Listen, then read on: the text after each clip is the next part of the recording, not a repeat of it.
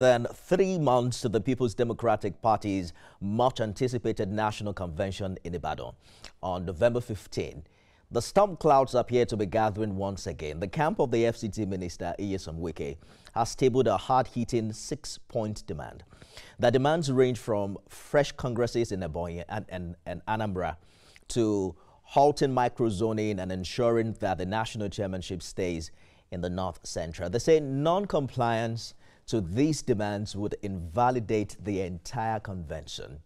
However, the PDP stalwarts like the chairman, Umar Damagum, and Governor's Forum head, Bala Mohammed, are vowing to resist what they term a factional hijack. Tonight, we unpack whether this is a legitimate push for party equity and if it's a substantial threat to the party's national convention, as well as its quest to stage a comeback ahead of 2027. Let's bring in Emmanuel Ogidi, who is chairman PDP South-South Zonal Caretaker Committee. He joins me to discuss the stakes, the party's unity, as well as the future of Nigeria's opposition force as we head into 2027. Mr. Ogidi, thank you so much for joining us on the program this evening. Good evening. How are you? Great, terrific. The Wike camp appears to have listed some conditions now, including fresh congresses in Ebonyi, Anambra, and Ekiti. They are also asking for a Southeast Zonal Congress, and they need to keep the chairmanship in the North Central. What do you make of these demands? Do they have constitutional merit within your party's framework? You know, each time we want to do something, he had promised that there will be a parallel convention. So he's looking for fault here and there. I think it is as we progress. Meanwhile, we are concerned right now is, yesterday we inaugurated as members of the National Convention Organizing Committee. Today we held our first meeting and so on. We're going to be busy between now and November the 15th and 16th. This is People's Democratic Party. I would expect the views of everybody, but no single group can give the neck, what you call, I don't know. We are still managing the situation. What the chairman promised is acceptance speech is that they're going to bring everybody on board. But you cannot give conditions. Nobody can give conditions to NEC. Once NEC has decided that is for everybody. And was invited to NEC. I don't know why we wait until after NEC to want to problem. You see, I'm very worried, but this is my zone. South-South zone, for God's sake. That's supposed to be the leading zone in the country. But today we only one governor. All right. Because of all of this confusion. Mr. Ogidi, I'd like you to please sit up so you can be closer to the mic on your device. Exactly. Okay, I think it's better that way so I can hear you clearly. You know, one of the demands is recognition of the South-South Congress that was held in Calabar. You are a zonal leader yourself. I'm wondering precisely how you react to that request. I don't know why I'm still discussing that issue because we're in court, and in fact we're in the appeal court. So why are you discussing what's in the appeal court? You should try to respect the law now. Resolved outside the court. I thought the whole idea of the National Convention and the zoning we have seen is to bring all the dividing units together. The matter of South is an appeal court. An appeal court has not given a ruling. So why do you want to go outside the appeal court? So you can see that there's a problem. The Wike camp is saying that non-compliance could invalidate the entire national convention that the PDP is counting down to. What does this mean legally and politically for you? As the appeal court giving a ruling, when it's non-compliance. So, who is not complying now? It's not the appeal court. You can fact check. That's why I've been NWC never accepted that convention. That's why they said of the critical committee. He took the critical committee to court, and we're court. The matter has reached the appeal court. So what are we talking about? I wonder what you make of the man Nyesom Wike, because I know a few months earlier conversations were rife as to what the party's decision will be, whether to suspend him or not. Do you consider him a member of the PDP who is working for the interest of your party?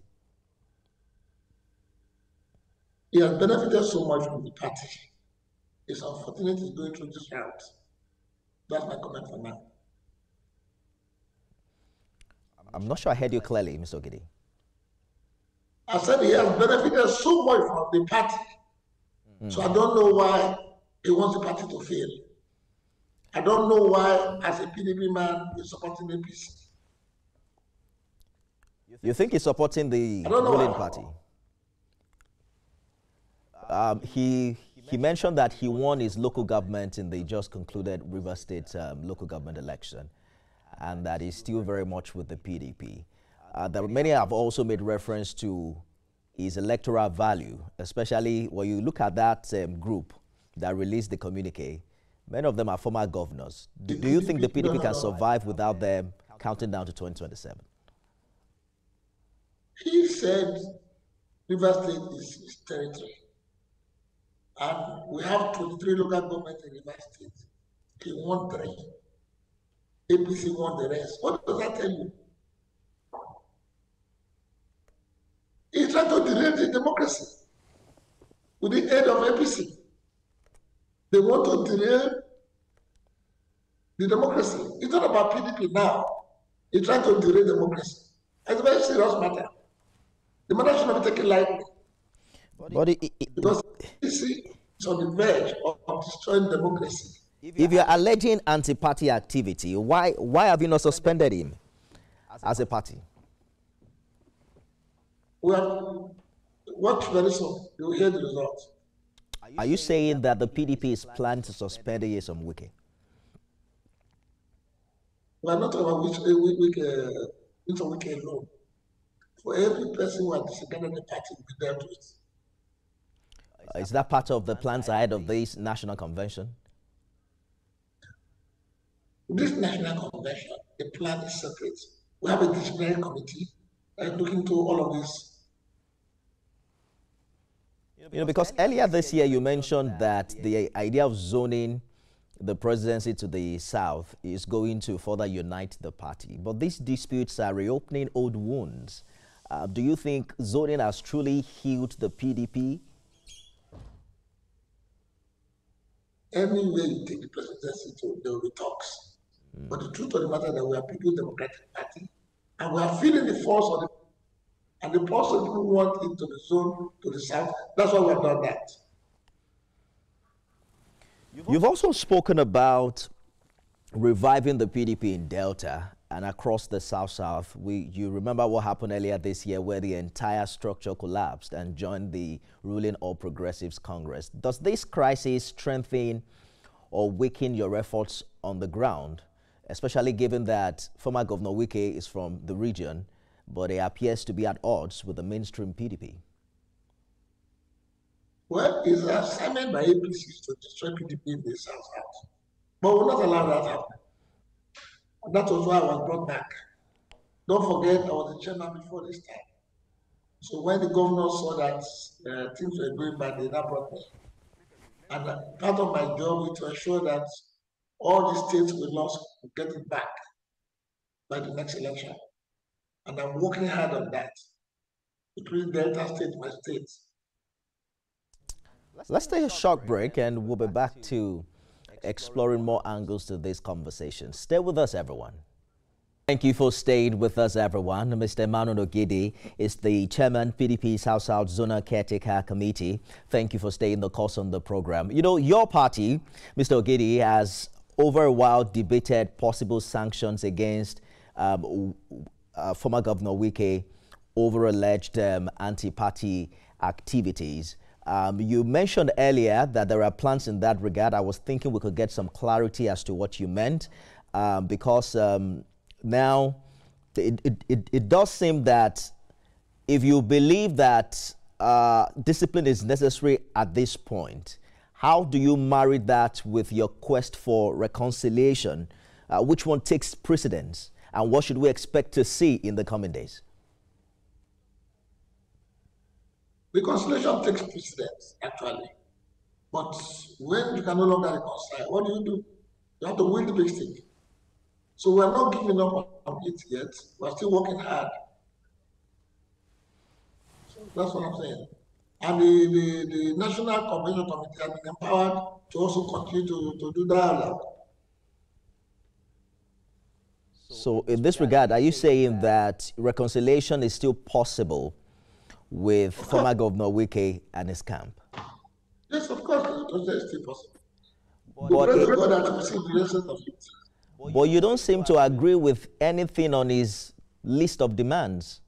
He has a 6-point demand that he's making, and they are saying that if you do not align with these demands, your national convention will be termed invalid.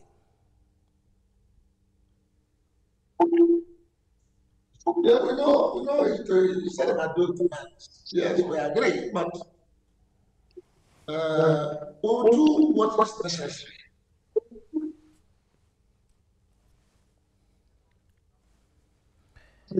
At this time, no, not at this time. It's too late. We're moved on. It's too late. How can you be look? Because how many months more? So I'm just wondering. We're working for a peace. There's no doubt about that. But to stop the democracy, but we'll never allow it happen. So what the team supporters to still bear with us? You see, look, he did a lot in the past, but unfortunately, we don't know what has gone wrong with him. We don't know what has gone wrong. So, as one of the founding fathers of the party, too, we're trying hard. We're using whatever means to ensure we see some of these people coming to attend meetings with us. We hope that they're not also the problem. They sit with us in meetings, and we hope they're not going to give them the wrong information. If they do that, then they're the ones creating the problem.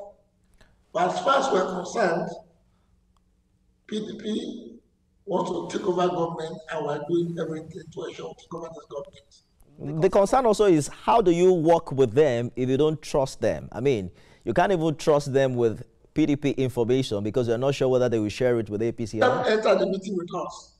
We expect them because, see, it is People's Democratic Party, everything is on the table. We don't have any hidden agenda.